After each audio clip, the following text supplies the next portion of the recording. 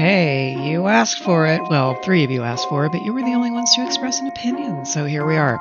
Pillars of Eternity, the White March, the nutshell version. Before we begin the story, we know the following about the gods Andra and Abidan. Andra is the goddess of the sea and the moon, and also of grief and sadness and forgetting. She's said to be in love with the moon, and that's why there are tides. In the first part of the White March, we also hear this beautiful little song about her. Please do pause and read the lyrics here. What we know about Abidan is that he's a golem, a construct. He's the god of industry and progress and the forge, and he's made of metal. He forged himself a body or something. Anyway, smiths and craftsmen absolutely love him. The hammer is kind of his symbol. People swear by it and stuff. Abidan's hammer, that's smarts, and so on. So we're called to the town of Stalwart, way up north, because for economic reasons they want to reopen this place called Durgan's Battery, which once produced something called Durgan's Steel, until the dwarves who worked it all killed each other off with infighting. I can't think of a more boring reason to get involved in this incredibly thrilling story, but that's what they went with, and I get why they played things close to the vest. I do. You spend a crap ton of time just getting the place open, and once you do, things start to get interesting. First, you see some ghosts and such that bear out the rumors about dwarven infighting. There are these three leaders who all have different visions for the Great Forge, despite all worshipping Abidan.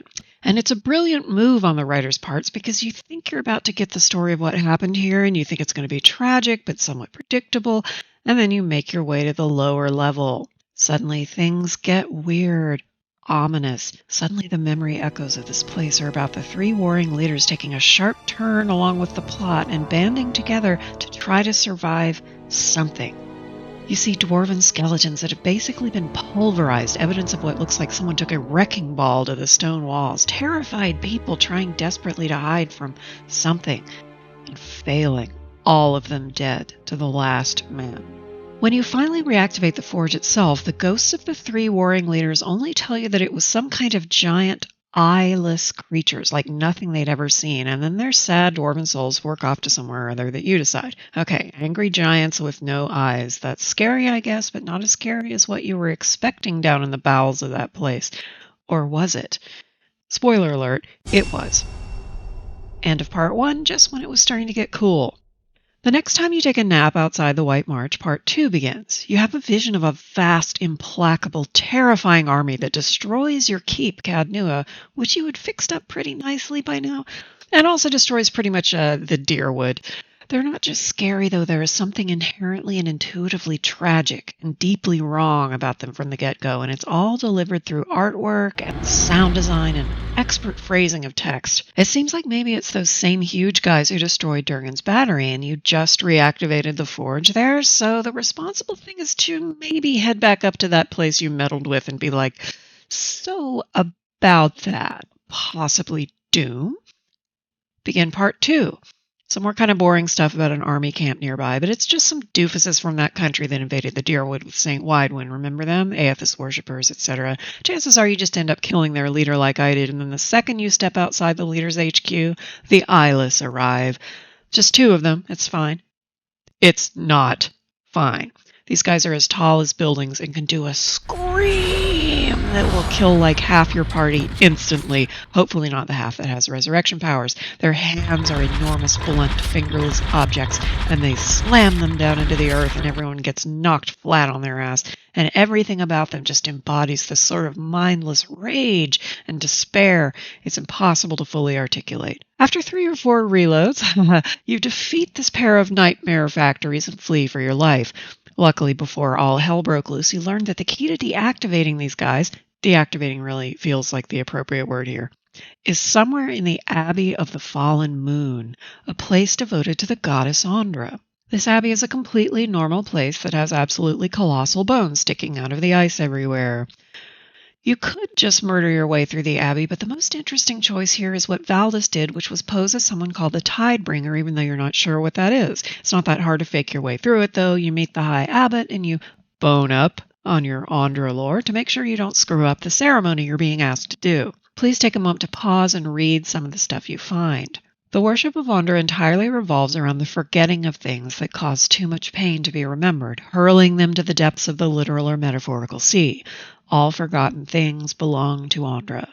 The idea of oblivion as mercy isn't new, but it is handled with such profound compassion here, I don't know how to tell you. There's also a disturbing mural of an apparently garbage fire of a civilization being wiped out by a massive tidal wave. If you're a smart reader, you infer that this is what happened to the forgotten ancient Ingwithans.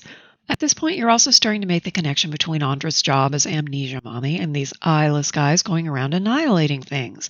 If we follow that line of thought, why is Durgan's battery in particular the object of Andra's desire for annihilation? Anyway, as the Tidebringer, your job is to bring about the rising. You find out soon enough what this is. After a time, the toll of being Andra's clergy, and therefore the recipient of everyone's trauma, makes people unable to carry on, and so all of them get sent to a special secret prison on the lowest level of the monastery, where they get to unsee the things they've seen in a slow process of memory annihilation. The Tidebringer, aka you, are here because it's time to fill the prison with a new bunch of traumatized people, which means that you first have to flood the lower level and drown the prison's current occupants, who no longer even remember why they are there. The memory loss is supposed to be peaceful and merciful, but when you actually go down there, you see that these people are confused and terrified, and now your job is to drown them all. I need to emphasize how much more devastating this is to find out bit by bit through investigation than just to be told it. The writers expertly portion out the information in a way that makes you yearn for Andra's mercy in unseeing it by the end. Once you're done drowning monks, which is the only way to avoid the whole abbey turning hostile, so up to you, but I'm tired of combat at this point, you're supposed to be replacing the High Abbot after he goes down to the special amnesia prison with the new batch of traumatized monks. For some inconceivable reason, he changes his mind at the last minute and tries to kill you. But you are still able to access the closed-off area he was supposed to let you into, which can supposedly deactivate the eyeless. In this area, you finally find the skull that belongs to those colossal bones you've been seeing everywhere, and you also find a fragment of an ancient hammer, which causes you to have a vision as soon as you touch it. This is where I cannot adequately express the experience of getting to this point in the story. The writers have laid out all the pieces here and there, even in the base game, in stories and songs, and now you see it. You witness it. A colossal being with a colossal hammer, hurling that hammer at a moon that is plummeting toward Aora. The moon shatters, but one piece is still large enough to destroy civilization, and so this being steps in front of it in a last-ditch effort to save Aora's people, and he dies. You know from the iconic hammer that this must be Abidan, the one everyone says is a golem, a construct, and the pieces come together in a way that, if you're me, shatters you like that damned moon. Durgan's battery was where a new body was forged for Abidan, and his soul was stuffed into it just the way Animancer stuffed human souls into smaller constructs. And Andra made sure his real body was never found by having her followers build an entire abbey over it and make sure it's guarded by people who periodically get their memories annihilated. Because it was her fault. And he was her friend. Back before all this, his domain also included preservation, but anything he couldn't preserve, anything that had to be lost, he knew his friend Andra would keep it safe, because all forgotten things belonged to Andra.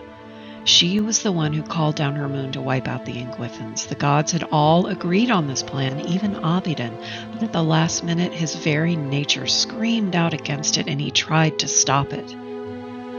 Andra appears in your mind and confirms this. For the first time, the Watcher is speaking directly with a god.